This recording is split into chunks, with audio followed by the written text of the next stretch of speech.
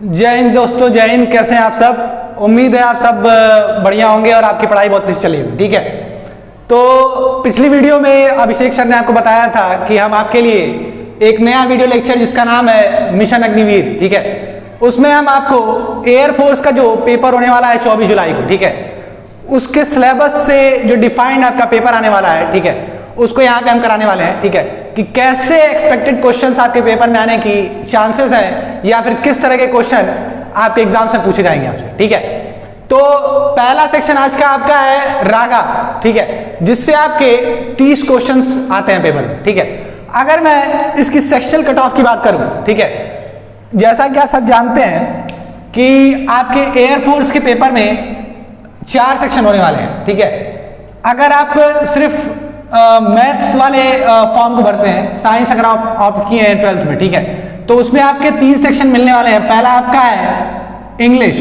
ठीक है, जिससे आपके 20 क्वेश्चंस पूछने वाले हैं। ठीक है, दूसरा सेक्शन आपका है फिजिक्स, ठीक है, ये टोटली आपका फिजिक्स जो होगा वो 12th पे बेस्ड होगा और इससे आपके टोटल 25 क्वेश्चन आने हैं। ठीक है, तीसरा आपका सेक्शन होता है मैथ का, ये भी आपका 12th से डिफाइंड होता है। ठीक है, इससे भी आपके 25 क्वेश्चन पेपर में आपको दिखेंगे। और चौथा सेक्शन है रागा, यानी कि reasoning aptitude and general awareness, इससे आपके 30 क्वेश्चन पूछे जाएंगे आपके एग्जाम में। ठीक है, अब अगर मैं बारी बारी से इन पे बात करूं कि अगर इनकी सेक्शनल कट ऑफ की मैं बात करता हूं, ठीक है, तो अगर आप इंग्लिश में 20 में से कम 9 या 11 क्वेश्चन आप अगर सही करते हैं, ठीक है, 9 या 11 क्वेश्चन, ध्यान से सुनिएगा, मैं ये नहीं कह रहा हूं कि आप 9 से 11 क्वेश्चन करिए और उसमें निगेटिव मार्किंग के चलते अगर आपका स्कोर 11 से कम हुआ, ठीक है, तो आप इसके सेक्शनल कट ऑफ को पार नहीं कर पाएंगे। ठीक है, तो आप ध्यान रखिएगा इस बात को कि आप कम से कम इंग्लिश में 11 से अब स्कोर करने का प्रयास कीजिए। ठीक है, दूसरा आपका सेक्शन है फिजिक्स का, 25 क्वेश्चन आपके इससे आएंगे, 12th बेसिस पे ही होंगे। अगर मैं बात करूं एयरफोर्स की, ठीक है, तो इसमें आपके थ्योरी क्वेश्चंस भी आएंगे और न्यूमेरिकल्स भी पूछे जाते हैं। ठीक है, पिछली बार का मैंने पेपर देखा था इसका, ठीक है, जिसका रिजल्ट तो इन्होंने नहीं दिया, लेकिन जो एग्जाम इन्होंने कराया था, ठीक है, वो पेपर काफी इजी था। उसमें थ्योरी पार्ट इन लोगों ने ज्यादा पूछा था, जबकि न्यूमेरिकल काफी कम इन्होंने पूछे थे। ठीक है, लेकिन आप बराबर से थ्योरी और न्यूमेरिकल दोनों पे ध्यान देंगे। ठीक है, तो फिजिक्स में अगर मैं सेक्शनल कट ऑफ की बात करता हूं तो इसका सेक्शनल कट ऑफ आपका 12 से 15 नंबर जाता है। ठीक है, इंग्लिश की मैंने बात की तो 9 से 11 ये आपका सेक्शनल कट ऑफ होने वाला है। ठीक है, अब मैं मैथ की बात करता हूं, ठीक है, तो नॉर्मल इसमें भी 12 से 15 नंबर आपका सेक्शनल कट ऑफ बनने वाला है। तो आप कोशिश कीजिए कि मैथ और फिजिक्स दोनों में ही आपका 15 अबव हो। ठीक है, तब आप जाके कहीं ना कहीं उस कट ऑफ को क्लियर कर पाएंगे। ठीक है, जो एयरफोर्स के द्वारा डिफाइंड होगा। बाकी रागा की बात करता हूं, ये उन लोगों के लिए है जो या तो वाई ग्रुप्स, यानी कि जो 12th में साइंस से नहीं है, ठीक है, यानी कि उनका मैथ्स के अलावा कोई और सब्जेक्ट रहा है एज अ प्रेफरेंस सब्जेक्ट। ठीक है, तो वो इंग्लिश और रागा ये दोनों सब्जेक्ट को मिलाकर एक दूसरा फॉर्म भरेंगे। अगर मैं रागा के सेक्शन कट ऑफ की बात करता हूं तो 30 में कम से कम उनको 15 से 20 नंबर स्कोर करने की जरूरत है। ठीक है, तब जाके कहीं ना कहीं वो कट ऑफ को पार करते हुए दिखेंगे। ठीक है, अब ये तो बात हो गई सेक्शन कट ऑफ की। अगर मैं मैक्सिमम कट ऑफ की बात करता हूं, ठीक है, तो ज्यादा कुछ बदलाव इस बार उन्होंने किया नहीं है, बस इसका नाम यहां पर चेंज करके मिशन अग्निवीर रख दिया गया है। ठीक है, मैं अगर बात करूं जो मैथ्स ग्रुप वाले सेक्शन की मैं बात करता हूं, ठीक है, जिनका 12th में अगर मैथ रहा है और उन्होंने फॉर्म पहला वाला भरा है, तो उसके लिए उनकी कट ऑफ जो होगी वो लमसम आपका 40 या फिर 43 प्लस। आप इसमें 2 प्लस और 2 माइनस भी कर सकते हैं। ठीक है, 2 प्लस 2 माइनस, ये आपकी रिटर्न की कट ऑफ होने वाली है। ठीक है, और अगर मैं दूसरे सेक्शन की बात करता हूं जिसमें केवल आपका इंग्लिश और रागा आने वाला है, ठीक है, तो उसमें आपका जो कट ऑफ होने वाला है वो 32 प्लस माइनस 2 आप कर लीजिए। ये आपकी रिटर्न कट ऑफ है, मैं आपको पहले ही बताता हूं, ये आपकी रिटर्न की कट ऑफ होने वाली है। बाकी अगर मैं फाइनल कट ऑफ की बात करता हूं जो आपको एनरोलमेंट दिला देगी पूरी तरीके से, तो कम से कम आपको यहां पे 46 के करीब लाना होगा, ठीक है। 46 जो पहले मैथ्स वाले ग्रुप के हैं जिसमें आपके इंग्लिश, फिजिक्स और मैथ आने हैं, ठीक है। और बाकी दूसरा सेक्शन जिसमें इंग्लिश और रागा आना है, उसमें अगर आप 35 या 36 भी स्कोर करते हैं तो आप इजिली एनरोलमेंट लिस्ट में आपका नाम आने का भरपूर चांस रहेगा, ठीक है। तो आप इन सब बातों को ध्यान में रखिए। पहले तो हमें यहाँ पे रिटर्न पे फोकस करना है, ठीक है।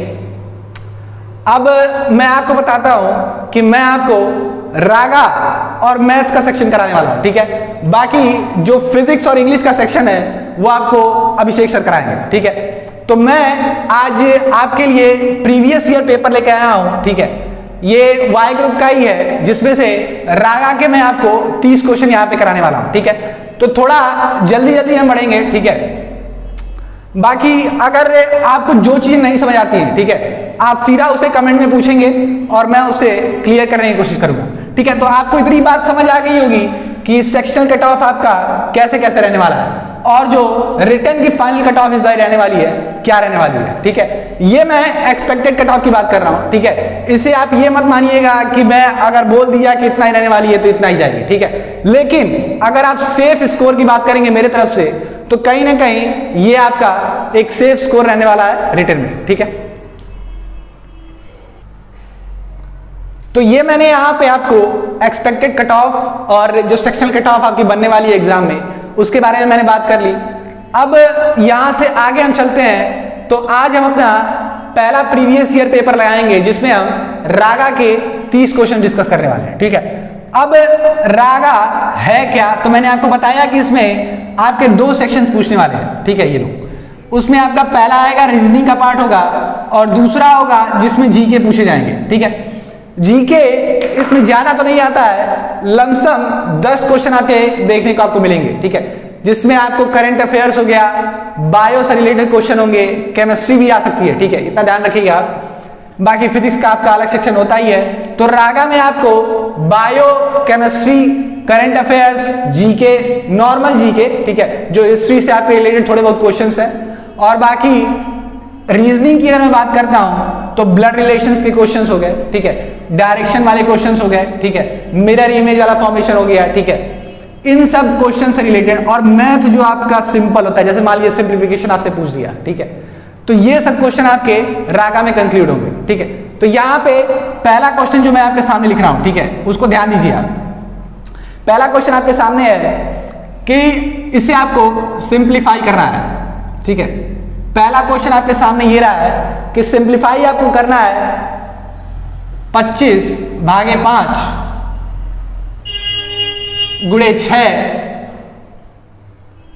Plus 31 minus 41। अब ये क्वेश्चन लग तो रहा होगा कि बहुत आसान है भी आसान, ऐसा नहीं है कि आसान नहीं है, लेकिन कई बच्चे प्रोसेस इसका बहुत गलत करते हैं जिसकी वजह से आंसर इनका अलग आने लगता है, ठीक है। तो मैं यहां पे आपको ऑप्शंस भी दे देता हूं, ठीक है, ताकि आप खुद से भी इसको सॉल्व करने की कोशिश करें। तो आपके ऑप्शंस कुछ इस प्रकार है: 10, 20, 24 और 28। ये आपके ऑप्शंस हैं, ठीक। अब बोडोमॉस रूल आपने समझा होगा, ठीक है, कि बोडोमॉस रूल कहता क्या है। तो मैं यहां आपको लिखता हूं बोडोमॉस, तो रोकियो। अब मैंने आपको यहां एक रूल बताया कि बोडोमॉस रूल आपने आपके जो छोटी कक्षाएं हैं जैसे क्लास 5th या 6th या 7th हो गया, ठीक है, वहां पे आपको टीचर से बताया होगा कि बोडोमॉस नाम का एक रूल होता है जिसमें वो कहता क्या है कि पहले अगर आपको क्वेश्चन में ब्रैकेट दिया हो, ठीक है, ब्रैकेट, तो पहले उसको हम सॉल्व करेंगे, चाहे वो बिग ब्रैकेट हो, कर्ली ब्रैकेट हो, चाहे स्मॉल ब्रैकेट हो, ठीक है। तो पहले हम ब्रैकेट को सॉल्व करते हैं, फिर ओ का मतलब क्या है यहाँ पे, ऑफ का। अगर ऑफ आपको लिखा दिखे, डिवाइड से पहले अगर ऑफ हो तो पहले हम ऑफ को सॉल्व करेंगे, फिर यहां पे डिवाइड को हम प्रेफरेंस देंगे, ठीक है, डिवाइड को प्रेफरेंस देंगे, उसके बाद मल्टीप्लिकेशन,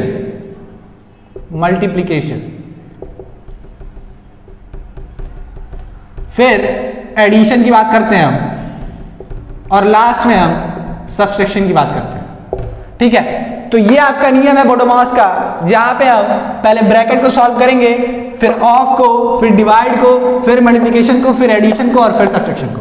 ठीक है, तो अब यहां पे हम देखते हैं, तो हमारे पास ना ब्रैकेट है और ना ही ऑफ। ठीक है, सबसे पहले हमको डिवाइड दिया हुआ है, तो इसके अकॉर्डिंग पहले हम डिवाइड को सॉल्व करेंगे। ठीक है, तो 25 को मैंने 5 से डिवाइड किया, ठीक है, इंटू 6 प्लस 31 माइनस 41 ऐसे लिख दिया। ठीक है, अब 5 से मैंने 25 को डिवाइड किया, तो 5 गुणे 6 प्लस 31 माइनस 41। अब डिवाइड के बाद मल्टीप्लिकेशन है, तो 6 का 5 में गुणा यानी कि 30 प्लस 31 माइनस 41। अब 30 को मैं 31 में ऐड कर रहा हूं, तो ये 61 हो जाएगा और माइनस 41, 61 में से 41 गया तो यानी कि 20 आपका आंसर, जो कि बी निकल कर आ जाएगा। ठीक है, तो ये आपका यहाँ पे पहला क्वेश्चन था, जिसमें मैंने आपको रूल समझाया कि बोडोमॉस का रूल यहाँ पे इस्तेमाल होगा। ठीक है, बाकी इसको करना इतना कठिन कोई नहीं था। ठीक है, तो आप इजीली इसको सॉल्व भी कर सकते थे। अब अगला, अब यहाँ पे एक बच्चे का डाउट आया है कि सर ऑफ का मतलब क्या होता है। ठीक है, तो ऑफ का मतलब अगर मैं हिंदी में इसे लिखूं तो का, यानी कि अगर इसी क्वेश्चन में मैं इसकी बात करता हूं, 25 ऑफ 1/5 प्लस 6 दिया होता है। ठीक है, तो मैं यहां पे चाहे ऐसे कर लीजिए, ऑफ 5 डिवाइडेड बाई 5/2। ठीक है, अगर मैं इस तरह कर लिया प्लस 6, ये क्वेश्चन मैंने लिखा, तो अब ऑफ का मतलब क्या है? ऑफ का मतलब सिंपल गुणा ही है, लेकिन अगर यहां आपको डिवाइड दिख रहा है और उससे पहले अगर ऑफ भी दिख रहा है आपको, तो सबसे पहले आप ऑफ को सॉल्व करेंगे, ना कि डिवाइड को। कुछ बच्चे ऐसे करेंगे कि 25 गुणे 1/5 और ये भागा को गुणे में चेंज करेंगे और 2/5 इसे लिखेंगे प्लस 6। अब ये 25 गुणे 2/25 हुआ और ये प्लस 6 हुआ, 25 से 25 को काट के और 2 + 6 लिख देंगे, तो ये आपका सीधे सिंपल गलत हो जाएगा। ठीक है, ऐसा नहीं करना है। इसको सॉल्व करने के लिए सबसे पहले आप ऑफ को सॉल्व करेंगे। अब यहां से अगर मैं इसी को सॉल्व करूंगा ऑफ को, तो 25 गुणे 1/5 भागा 5/2 प्लस 6, यहां से पहले ये 5 बार में कटेगा, तो ये 5 भागे 5/2 प्लस 6। अब ये 5 गुणे 2/5 प्लस 6, ये इससे कटा, अब ये 2 + 6, सेम आंसर आया है। ठीक है, कोई बात नहीं, लेकिन अगर यहाँ पे भाग की जगह गुणा होता, चाहे फिर कुछ और, तो यहाँ पे आंसर आपका गलत आ जाता। ठीक है, तो सबसे पहले आप ऑफ को सॉल्व करेंगे, फिर भाग को, फिर एडिशन को, फिर ऐसे करते करते। ब्रैकेट की अगर मैं बात करता हूं, तो सबसे पहले आप कौन सा ब्रैकेट सॉल्व करेंगे? मान लेते हैं कि अगर एक क्वेश्चन में पहले आपको बाहर सबसे बिग ब्रैकेट दिखेगा, ठीक है, उसके अंदर आपको अगर 8 प्लस कर्ली ब्रैकेट 6 माइनस 7 और फिर आपको 7 और फिर आपको यहां पे 3 माइनस 2 दिखे, ठीक है, तो सबसे पहले आप सॉल्व किसको करेंगे? तो सबसे पहले हम स्मॉल ब्रैकेट को सॉल्व करेंगे। ठीक है, तो 3 माइनस 2 यानी कि 1 हुआ, 8 प्लस ये कर्ली ब्रैकेट ऐसे ही रहेगा -7, 3 में से 2 माइनस किया हमने तो 1 बचा और 7 का मल्टीप्लाई 1 में हुआ तो 7 हुआ। ठीक है, अब ये स्मॉल ब्रैकेट सॉल्व हो गया। अब हम कर्ली ब्रैकेट को सॉल्व करेंगे, तो 6 माइनस अगर 7 करते हैं तो माइनस का 1 बचेगा, तो ये बाहर प्लस का साइन माइनस में कन्वर्ट होगा तो -1 और उसके बाद बड़ा ब्रैकेट सॉल्व होगा यानी कि 7। तो ये आपका एक सिस्टमैटिक तरीका है सॉल्व करने का। सिंप्लीफिकेशन अगर आपके क्वेश्चंस में आता है कि किसी भी क्वेश्चन को आपको सिंप्लीफाई करना है, तो सेम आप यही काम करेंगे कि अगर ब्रैकेट में आपको तीनों ब्रैकेट दिख रहे हो, बड़ा, कर्ली और स्मॉल, तो सबसे पहले आप स्मॉल को सॉल्व करेंगे, फिर कर्ली ब्रैकेट को और फिर बड़े ब्रैकेट को। ठीक है, उसके बाद ऑफ के पास जाएंगे आप, उसके बाद डिवाइड को सॉल्व करेंगे, उसके बाद मल्टीप्लिकेशन को, उसके बाद एडिशन को, उसके बाद सब्ट्रैक्शन को। ठीक है, तो ये आपका एक तरीका हुआ, इससे आप सिंप्लीफिकेशन वाले क्वेश्चन सॉल्व कर पाएंगे।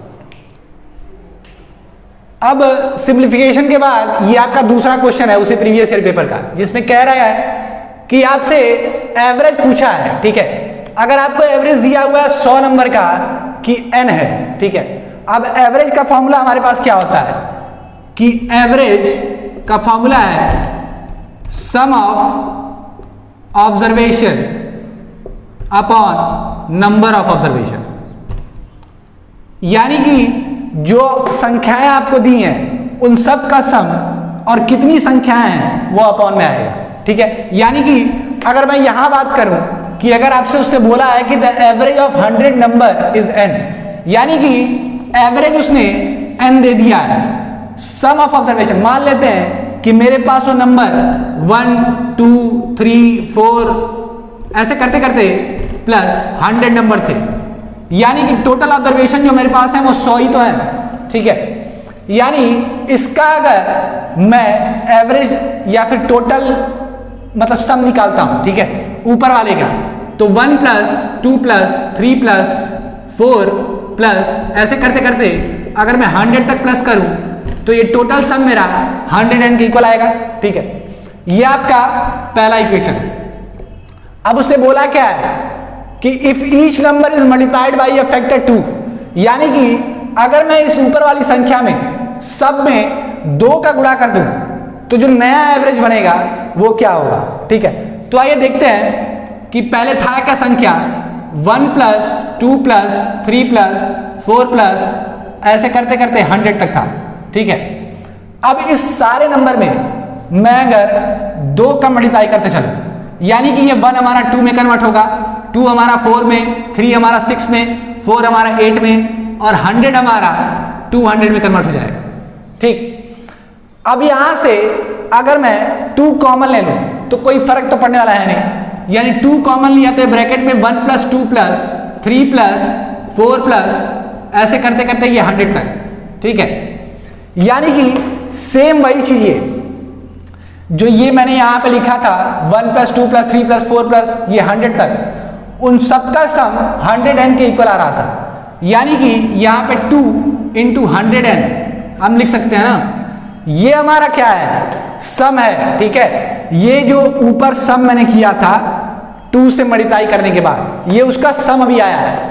अब यहां पे अगर मैं एवरेज निकालूं न्यू वाले का तो ये क्या हो जाएगा 2 अपॉन 100n, और अभी भी संख्या जो है वो हमारे पास 100 ही तो है। ठीक है, चाहे हम 2 से मल्टीप्लाई ही कर दिए लेकिन अभी भी संख्या हमारे पास 100 ही है, तो 100 से इसको डिवाइड किया हमने तो ये सीधा 100 से 100 कटा और हमारे पास एवरेज 2n निकल कर आ गया, यानी कि ऑप्शन बी आपका करेक्ट ऑप्शन होगा यहाँ पे। ठीक है, तो आपने देखा कि मैंने आपको एवरेज का फॉर्मूला यहाँ पे बताया कि एवरेज का फॉर्मूला क्या होता है कि जो भी संख्या आपको दी है, जैसे मान लीजिए 1 2 3 4 5 5 नंबर आपको दिए हैं, उसका अगर एवरेज पूछा है तो उन सबको आप ऐड करेंगे और अपॉन में जितने भी नंबर ऑफ क्वांटिटीज दी हैं उससे डिवाइड करना है। ठीक है, तो यहां से आपका एवरेज निकल कर आ जाता है। सेम जैसा उसने क्वेश्चन में बोला है वैसा आप करते जाइए, आपको आंसर एकदम साफ मिलेगा। ठीक है, अगर इस क्वेश्चन में आपको कोई भी डाउट होता है तो आप कमेंट सेक्शन में लिखिएगा। ठीक है, आगे हम बढ़ते हैं।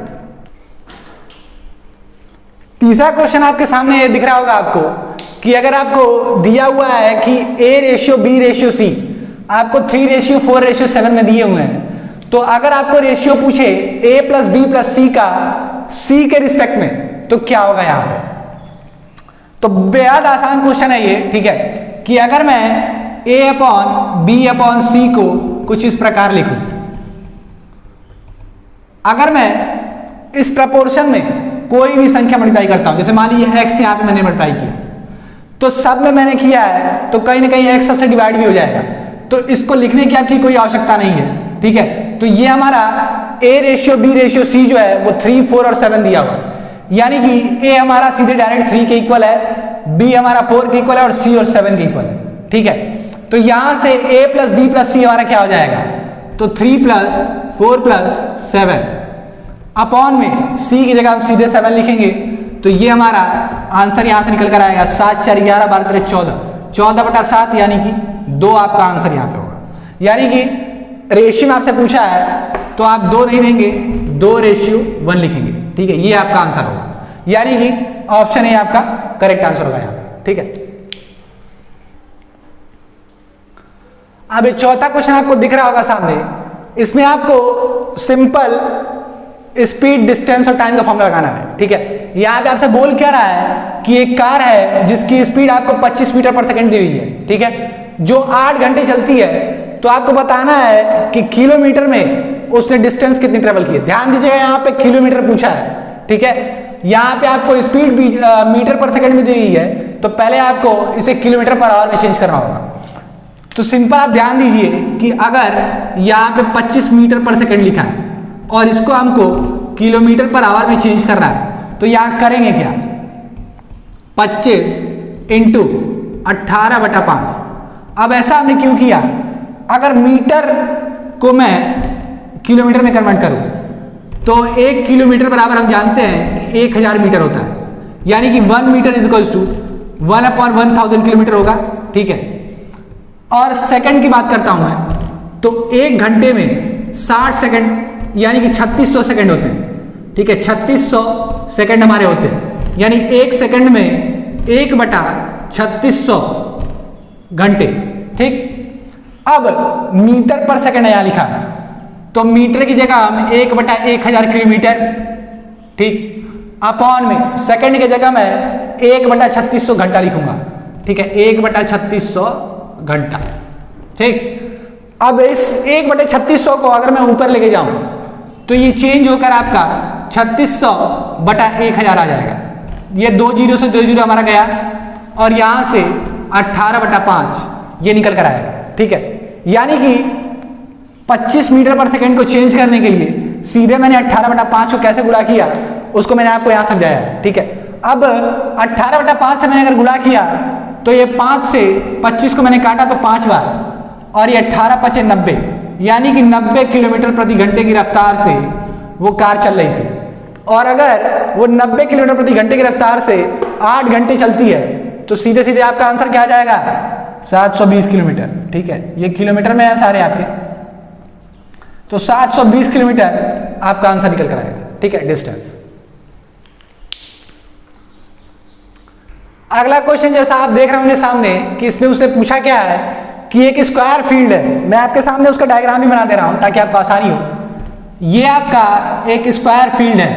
ठीक है, अब आर्म लेंथ का मतलब क्या है कि सीधा उसकी साइड। ठीक है, उसकी साइड जो आपको दी हुई है वो 8 सेंटीमीटर दी हुई है। ठीक है, ये स्क्वायर फील्ड है जिसकी आर्म लेंथ या फिर साइड कह सकते हैं कि 8 सेंटीमीटर दिया है, तो उसका आपको सिंपल एरिया और पेरीमीटर निकालना है। तो ये बेहद आसान क्वेश्चन है, मैं सीधा यहाँ पे आपको फॉर्मूला लिखता हूं, आप आंसर बताइएगा। ठीक है, कि एरिया ऑफ स्क्वायर जो होता है, ठीक है, वो आपका होता है साइड स्क्वायर, और पेरीमीटर ऑफ स्क्वायर जो होता है, पेरीमीटर ऑफ स्क्वायर, वो आपका होता है 4a। ठीक है, तो यहां आपको सीधा दिख रहा होगा कि साइड यानी कि आर्म लेंथ को यहां पे रखेंगे तो 8 का स्क्वायर सीधा 64 आपको दिखेगा। अब इस ऑप्शन में आप देखेंगे सबसे पहले आपको 64 यही दिख रहा है, तो सीधा सीधा आपका ऑप्शन ए हो जाना चाहिए यहां से। लेकिन अगर आप आगे भी निकालना चाहते हैं पेरीमीटर ऑफ स्क्वायर से भी, तो भी आप 8 चौके 32 से रखेंगे तो आपका आंसर सीधा सीधे कि पेरीमीटर आपका 32 है और एरिया आपका 64 सेंटीमीटर स्क्वायर आ रहा है। ठीक है, तो ये आपका एक आंसर हुआ 5वें का। ठीक है, अगला क्वेश्चन देखते हैं। अगला क्वेश्चन आपके सामने है 6ठा वाला, कि अगर cos 135 की वैल्यू x के इक्वल है तो x की वैल्यू आपको बतानी है कि इन चारों ऑप्शंस में से क्या होगा। ठीक है, तो यहां हम देखते हैं cos 135 को अगर हम लिखना चाहें तो क्या लिख सकते हैं, cos 90 + 45 भी तो लिख सकते हैं ना। ठीक है, अब यहां अगर मैं ग्राफ ड्रा करूं, cos का अगर मैं ग्राफ देखूं या फिर साइन जो भी ट्रिग्नोमेट्री के जो होते हैं वो क्या कैसे कैसे होते हैं, तो आपने देखा होगा कि यहाँ पे जो सारे ही हमारे ट्रिग्नोमेट्री रेशियो होते हैं वो तुम्हारे पॉजिटिव होते हैं। यानी कि हम इसको आफ्टर स्कूल टू सिनेमा भी एक स्मॉल ट्रिक बनाते हैं जिससे हमने याद किया हुआ है, आफ्टर स्कूल टू सिनेमा, यानी कि इसमें ऑल ट्रिग्नोमेट्री रेशियो पॉजिटिव होते हैं। इसमें आपका साइन और कोसेक पॉजिटिव होता है। ठीक है, इसमें आपका टेन और कॉट पॉजिटिव और इसमें आपका कॉस और सेक पॉजिटिव। ठीक है, अब यहां पे मैंने कॉस 90 + 45 लिखा है, ये आपका 0 है, ये π/2, ये आपका पाई और ये आपका 3π/2, ठीक है। अब 0 से π/2 यानी कि 90 ही हो गया। ये आपको साफ दिख रहा होगा कि 90 से ज्यादा है, यानी कॉस आपका सेकंड क्वाड्रेंट में आ रहा है, यानी यहां पे तो साइन सिर्फ पॉजिटिव होता है ना, कॉस तो यहां पे निगेटिव होगा, यानी कि माइनस हमारा साइन पहले बार आ गया। और कॉस जो होता है, ठीक है, अगर मैं 90 + 45 कर रहा हूं तो ये कॉस हमारा साइन में कन्वर्ट होगा, ठीक है, और इसको हम साइन 45 लिखेंगे, यानी माइनस साइन 45 यहां पे आपका आंसर आएगा। और साइन 45 के लिए हम जानते हैं कि 1/√2 होती है, तो आपका -1/√2 निकल कर आ जाएगा सामने, यानी कि ऑप्शन नंबर ए आपका सही होगा। अब यहां पे मैंने ऐसा क्यों कहा कि 90 अगर रहेगा तो उसका साइन चेंज हो रहा है, ये आपका नियम होगा, आपने ट्रिग्नोमेट्री जब पढ़ी होगी तो आपको बताया गया होगा कि कॉस साइन में कन्वर्ट होता है tan cot में और cosec sec में, अगर उसका 90 या फिर 3π/2 प्लस कुछ भी करते हैं। अगर यहीं पे 180 या फिर 360 होता तो ये आपका cos में ही रहता, ना कि साइन में चेंज होता। यहाँ पे 90 था इसलिए मैंने cos को साइन में कन्वर्ट किया, और cos यहाँ पे आपका सेकंड क्वाड्रेंट में आ रहा था इसलिए मैंने निगेटिव इसको लिया है, और माइनस साइन 45 के लिए -1/√2 आप किया। तो ये आपका एक आंसर रहा। आगे क्वेश्चन में बढ़ते हैं, उससे पहले अगर आपको लग रहा है कि इतने आसान क्वेश्चंस पेपर में आने के चांसेस नहीं है, तो मैं आपको गारंटी चांस देता हूं, ठीक है, कि आप कोई भी प्रीवियस ईयर पेपर उठा लीजिए, अगर इस लेवल से आपको ऊंचा कोई भी पेपर दिख गया, ठीक है, तो आप मेरे से बात कीजिएगा। रागा में इस लेवल से ऊपर आपके कोई भी क्वेश्चन आपको देखने के नहीं मिलेंगे, ठीक है। इससे आसान आ सकते हैं लेकिन इससे कठिन नहीं आएंगे आपके सामने, ठीक है। तो अगर आपको वीडियो अच्छी लग रही हो, ठीक है, तो इसे ज्यादा से ज्यादा शेयर कीजिए, लाइक और सब्सक्राइब करते रहिए, ठीक है, क्योंकि आपके सपोर्ट के बिना ये मिशन अग्निवीर जो है, ठीक है, वो कामयाब नहीं हो सकता है, ठीक है। तो आप सपोर्ट बनाए रखिए अपना पूरा, जब तक कि आपका समय है हमारे साथ, 21 दिन आपके साथ हम लगातार बने रहेंगे, ठीक है, और प्रीवियस ईयर पेपर आपके सामने ऐसे ही आते रहेंगे, ठीक है। तो ये छठा क्वेश्चन था, अगले सवाल पे हम चलते हैं आपके सामने। अब अगला क्वेश्चन आपके सामने है 7वां, कि उसने इस क्वेश्चन में बोला क्या है कि जो आपके साइन है, ठीक है, उसको यहां पे कन्वर्ट करके रिप्रेजेंट करना है, ठीक है। जैसे यहां पे प्लस अगर आपको क्वेश्चन में दिया है तो आपको उसे माइनस सपोज करना है, और अगर माइनस दिया हुआ है तो उसे आप मल्टीप्लाई सपोज करेंगे, और अगर मल्टीप्लिकेशन का साइन है तो उसे आपको डिवीजन मानना है, और अगर डिवीजन दिया है तो आपको प्लस मानना है, ठीक है। तो आपके सामने ये क्वेश्चन में लिखा है 128 minus 125 into 100 plus 144 divided by 12, ठीक है। अब सेम आपको इसमें बोडोमॉस रूल यूज करना है जो मैंने आपको पहले क्वेश्चन में बताया था, ठीक है। बस आपको यहाँ पे साइन चेंज करते हुए लिखना है। तो अगर इसी क्वेश्चन को मैं यहाँ पे साइन चेंज करके लिखता हूं तो 128, अब माइनस है यहाँ पे तो माइनस की जगह हमको गुणा लिखना है यहाँ पे, तो 125। अब गुणा है यहाँ पे तो गुणे की जगह भाग लिखना है, तो भागा 144 100। अब प्लस है तो प्लस को हमको चेंज करना है किसमें, माइनस में, तो माइनस 144, और भाग को हमको रिप्रेजेंट करना है प्लस से, तो ये प्लस 12 हो जाएगा। अब सीधा आपको वही चीज करना है जो मैंने आपको बताया था बोडोमॉस में, कि पहले आप डिवीजन को फॉलो करेंगे, फिर मल्टीप्लिकेशन को, फिर एडिशन को, और फिर सब्सट्रैक्शन को, ठीक है। तो यहां से इसको मैं अगर सॉल्व करूं तो 128 इंटू 125 अपॉन 100 माइनस 144 प्लस 12। अब इसको मैं डिवाइड करता हूं अगर तो 25, ये आपका 20, एक बार और डिवाइड करेंगे तो ये 4, अब ये कटेगा 4 × 12 4 दूनी क्या 32 गुणे अगर 5 करेंगे तो 5 दूनी 10 5 × 15 16 माइनस 144 प्लस 12। अब 160 में से 144 गया तो 16 आपका बचेगा, अब प्लस में 12 है ये, तो ये आपका 28 आंसर निकल कर आएगा, ठीक है। तो सी ऑप्शन आपका करेक्ट ऑप्शन हो जाएगा, ठीक है। अब अगला क्वेश्चन आपके सामने है कि इसमें आपको कोडिंग डिकोडिंग जो आपने कभी रीजनिंग के पेपर में सॉल्व किया होगा, ठीक है। आपके सामने सेम वही क्वेश्चन है कि अगर सी को मैंने 9 लिखा है और डॉग को मैं 78 लिखता हूं तो बैट को उसी तरह से क्या लिखेंगे। तो अगर मैं यहां पे थोड़ा दिमाग चलाऊं, ठीक है, तो सी की एक काम करिएगा आप लोग, कि जो आपका अल्फाबेटिकल ऑर्डर है, जैसे मान लीजिए ABCD जो अभी आप लिखते हैं, ठीक है, तो उसकी नंबरिंग आप याद कर लीजिएगा। जैसे मैं आपको बता देता हूं उसको याद करने का तरीका, ABCDEFGHIJKLMNOPQRSTUVWXYZ, ठीक है। तो यहां पे ने अल्फाबेट्स को लिखा है, ठीक है। अब अगर आप देखेंगे तो इसकी नंबरिंग अगर मैं करूं तो टोटल 26 लेटर आते हैं, ठीक है। ये आपका 13वें स्थान पे है, ये आपका 14वें पे, ये आपका 26 और ये पहला, ठीक है। अब कुछ कुछ वर्ड जैसे ई आपका 5वें पे, अब 10वें पे आपका जे आता है, ओ आपका 15वें पे और टी आपका 20वें पे। अब इसको याद करने का तरीका क्या है? ईजोटी एक सिंपल मैं ट्रिक आपको बताता हूं। ईजोटी इससे आप कैसे याद रखेंगे? 5, 10, 15, 20। इस तरह कहीं भूलेंगे नहीं कि ईजोटी का कोड क्या है, ठीक है। जैसे 5 का मल्टीप्लिकेशन है, ठीक है। जैसे ईजोटी एक बार में आप बोलिए और उसका जो मल्टीप्लिकेशन आपको दिख रहा होगा 5 का गैप दोनों में, ठीक है। तो 5, 10, 15, 20 ऐसे आपने रिप्रेजेंट किया। अब उससे पहले जो है ये 19 हुआ, ये 18, ये 17, ये 16, ठीक है। ऐसे ही आपको मतलब सारे जो भी यहाँ पे वर्ड्स दिए हुए हैं, ठीक है, या फिर जो भी यहाँ पे अल्फाबेट्स है उनकी नंबरिंग को आप याद रखिएगा। इससे आपको रीजनिंग के क्वेश्चन सॉल्व करने में थोड़ी आसानी होती है, ठीक है। तो सी यहाँ पे अगर देखेंगे तो इसका नंबर है 3, ठीक है। अब 3 में अगर अब सी की नंबरिंग मैंने यहाँ पे 3 दी हुई है, ठीक है। तो 3 को अगर मैं यहाँ 3 से मल्टीप्लाई करूं तो मेरा यहाँ 9 निकल कर आ रहा है।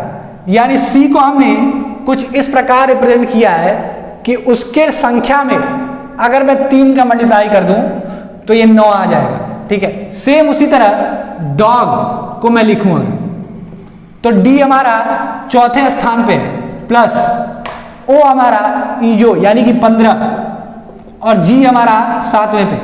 तो 15, 4, 19 और 7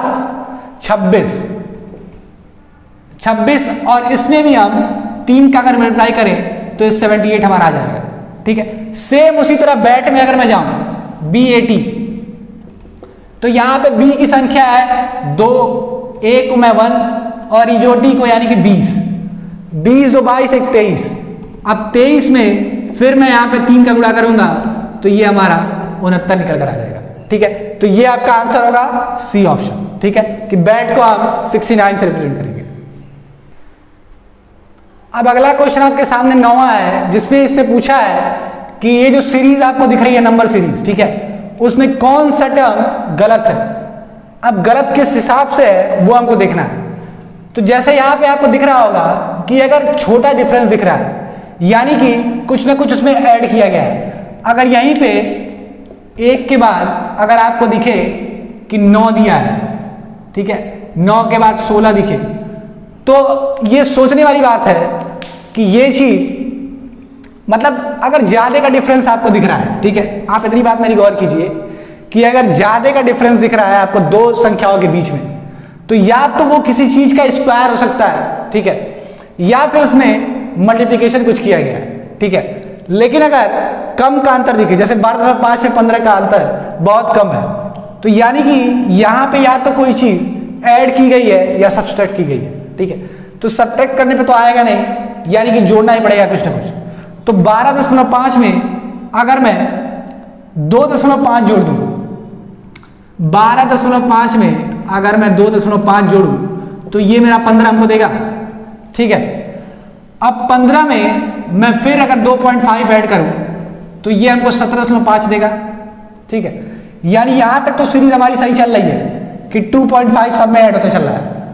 अगर 17.5 में मैं 2.5 ऐड करूं तो मेरे पास आना क्या चाहिए था? 20 आना चाहिए था, ठीक है। लेकिन यहां पे आया क्या? 21। यानी कि सीरीज में अगर रॉन्ग टर्म की बात करेंगे तो वो हमारा 21वां यानी कि सी ऑप्शन आ जाएगा, ठीक है। तो आपने बात समझी कि मैंने आपको बताया कि अगर आपको संख्याओं के बीच में अगर गैप छोटा दिखे तो आप समझिएगा कि या तो उसमें कुछ ऐड किया जा रहा है या फिर उसमें से कुछ घटाया जा रहा है, ठीक है। अगर बड़ी एक संख्या का गैप दिखे, ठीक है, तो या तो आप उस किसी चीज का स्क्वायर या फिर क्यूब सोचेंगे या फिर उसमें मल्टीप्लिकेशन का चीज सोचेंगे, ठीक है। तो ये आपका एक सॉल्यूशन था, ठीक है, इसको आप देखिए। ये आपके सामने मैंने एक 10वां क्वेश्चन रखा है, ठीक है। इसमें आपको मिसिंग टर्म यहाँ पे फाइंड करना है कि इस ब्लैंक स्पेस में क्या कौन सी ऐसी संख्या होगी इस चारों ऑप्शंस में, 105, 126, 98 या फिर 92, ठीक है। तो इसका सॉल्यूशन हम देखेंगे। तो मैंने जैसा आपको बताया था कि अगर बड़ी संख्या का गैप दिख रहा है यानी कि या तो उसमें कुछ मल्टीप्लाई किया गया है या फिर वो किसी का स्क्वायर या फिर क्यूब होगा।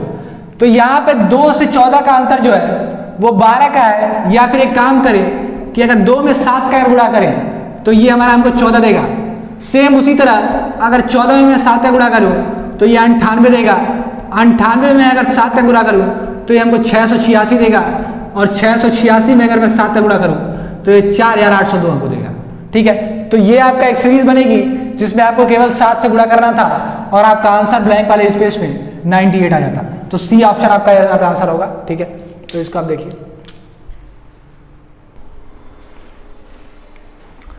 अब जैसा कि आप सब देख पा रहे होंगे कि मैंने 3 क्वेश्चन आपको यहाँ पे लिख के दिए हुए हैं और उनके ऑप्शंस आपको गिवन है, ठीक है।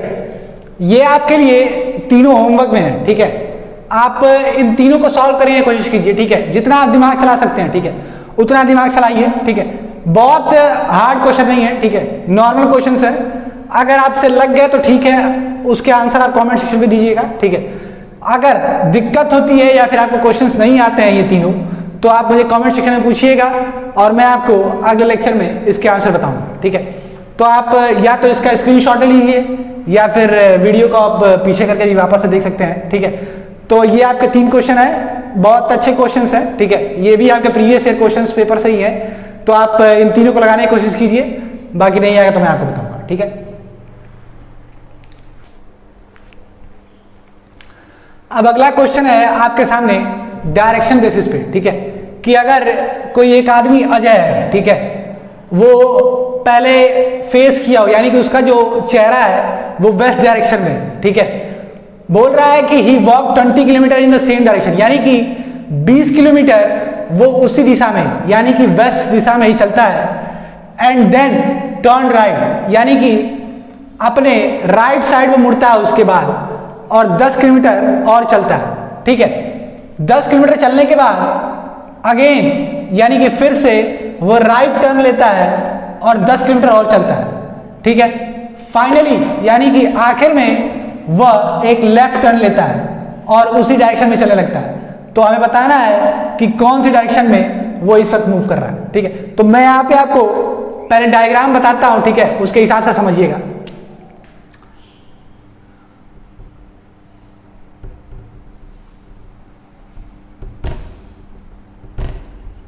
ठीक है, मान लेते हैं कि अजय इस डायरेक्शन में फेस किया हुआ है, ठीक है, यानी इसका चेहरा इस डायरेक्शन में था। जिधर मैंने रेड मार्क किया है उस डायरेक्शन में उसका फेस था पहले।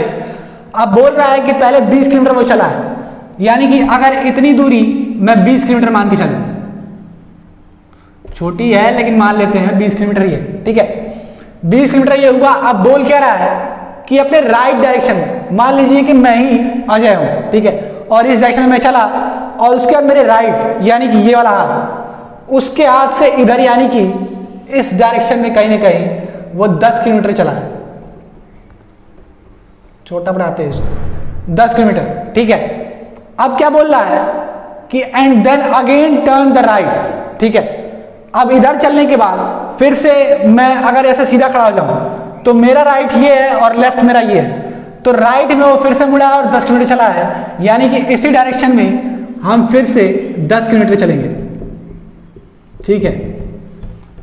और फाइनली ही टर्न लेफ्ट। और अगर मैं अभी इस डायरेक्शन में हूं यानी कि मेरा चेहरा अगर ईस्ट की तरफ है तो मेरा लेफ्ट क्या होगा, ऊपर की तरफ यानी कि नॉर्थ डायरेक्शन में ही तो होगा, यानी कि कुछ इस डायरेक्शन में वो फाइनली चल रहा होगा।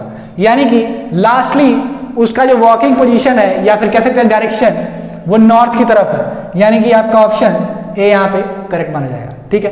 तो मैंने यहाँ पे किया क्या कि पहले अजय को 20 किलोमीटर चलाया वेस्ट डायरेक्शन में, और फिर वहां से उसको राइट में ले गया 10 किलोमीटर, और फिर वहां से राइट 10 किलोमीटर, और उसके बाद फाइनली उसने एक आखिरी लेफ्ट टर्न लिया है। तो यहाँ पे हमको नॉर्थ डायरेक्शन उसकी मिली है। ठीक है, तो ये आपका एक सॉल्यूशन हुआ, ये आपका उसका डायग्राम है, इसको समझने का प्रयास कीजिए आप। अगले क्वेश्चन पे हम चलते हैं 15वें पे। ठीक है,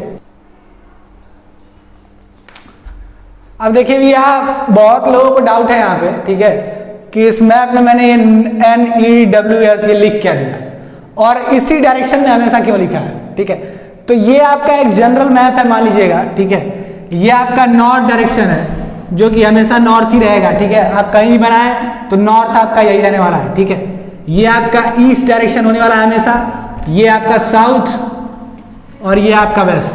ठीक है, ये आपका नॉर्थ डायरेक्शन, ये ईस्ट, ये साउथ, ये वेस्ट। ठीक है, तो ये आपका एक जनरल मैप है। ठीक है, कहीं भी आप बनाएंगे तो आपको इसी मैप को रिप्रेजेंट करते हुए चलना है। ठीक है, कि ये आपका नॉर्थ होना चाहिए, ये ईस्ट, ये साउथ और ये वेस्ट। ठीक है, अगला क्वेश्चन फिर आपका कोडिंग डिकोडिंग से संबंधित है। ठीक है, इसमें उसने किया क्या है कि आपका जो वर्ड फीस्ट है FEAST, इसको उसने कोड किया एज JIEWX। अब आपको बताना है कि जो क्लोव वर्ड है CLOV, उसको हम इसके अनुसार क्या लिख सकते हैं। ठीक है, तो अगर मैं यहां देखूं कि F की जो संख्या है वो क्या है, तो F हमारा छठे पे आता है। ठीक है, J हमारा 10वें पे आता है, यानी कि इन दोनों के बीच का डिफरेंस जो है वो +4 का है। ठीक है, सेम उसी तरह अगर मैं काम करूं कि C हमारा तीसरे पे आता है, तो अगर मैं इसमें +4 करूं तो यानी कि +7वां हमारा कोड होगा जो यहां पे वर्ड आएगा, और 7वें पे हमारा G आता है, ये हमें पता है।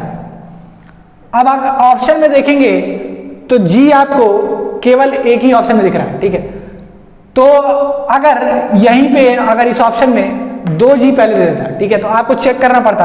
तो मैं आपको पूरा सोल्यूशन यहाँ पे बता देता हूँ। ठीक है, E की बात करता हूं तो E आपका 5वां वर्ड आता है। ठीक है, अल्फाबेटिकली। I आपका 9वें पे आएगा, यानी कि इसमें भी +4 कर रहे हैं।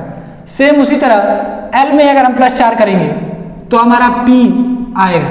ठीक है, A में अगर 4 ऐड करेंगे तो E आएगा, O में अगर 4 ऐड करें तो S, V में इसी तरह तो Z आएगा, E में अगर करेंगे तो I आएगा। तो क्लोव को हम GPSZI से रिप्रेजेंट करेंगे। ठीक है, तो हमारा C ऑप्शन यहां पे करेक्ट ऑप्शन बन के आएगा।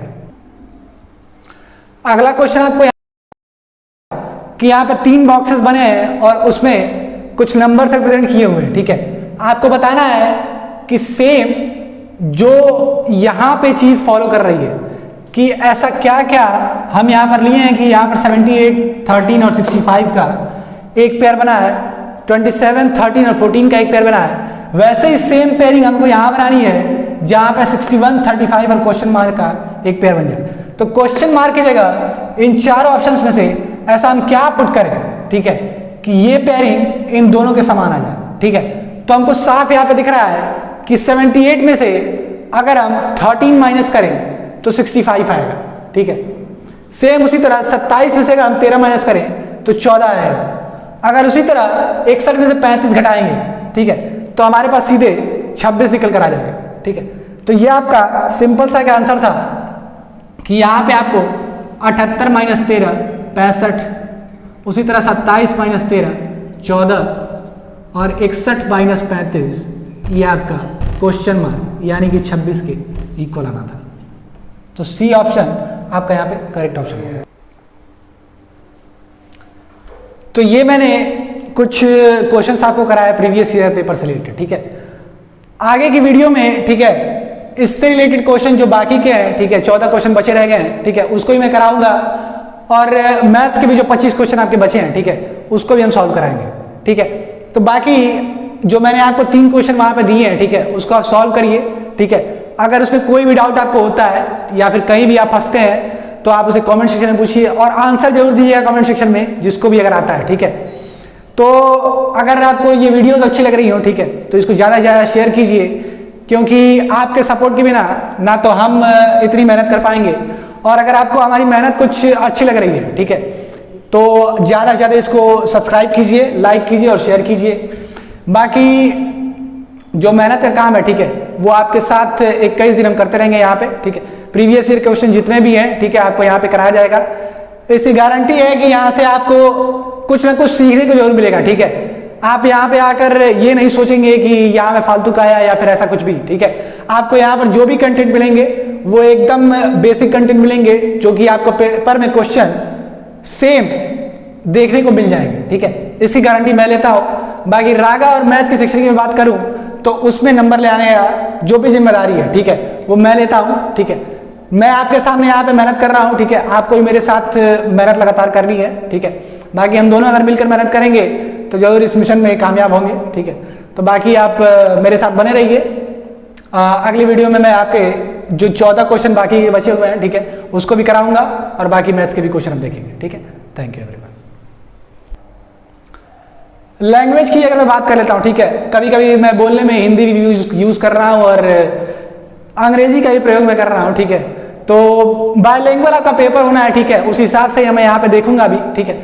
यूट्यूब पे कई सारे स्टूडेंट जुड़ते हैं, ठीक है, तो उसमें सीबीएसई के भी होंगे कुछ स्टूडेंट जो कि 12th पास किए होंगे हाल ही में, ठीक है। तो उनका भी सपना है कि एयरफोर्स को ज्वाइन करें या फिर नेवी या फिर आर्मी, ठीक है। बाकी गाँव के ही बच्चे जो होते हैं उनके अंदर भी देशभक्ति के लिए जो जज्बा होता है वो कहीं कम नहीं है, ठीक है। तो ये जो सेशन आपका चलेंगे, ठीक है, वो दोनों ही लैंग्वेजेस में चलेंगे। जो भी मुझे अच्छा लगेगा मैं उस लैंग्वेज में, ठीक है, बताने की कोशिश करूंगा। मेरा इतना सा काम है कि आपको वो चीजें जो मैं समझाना चाहता हूं बस आपको समझ आए, उतना मैं खुश हूं, ठीक है। तो इसमें लैंग्वेज का कोई बैरियर नहीं है, आपके लिए हिंदी और इंग्लिश दोनों में ही पढ़ाया जाएगा, ठीक है।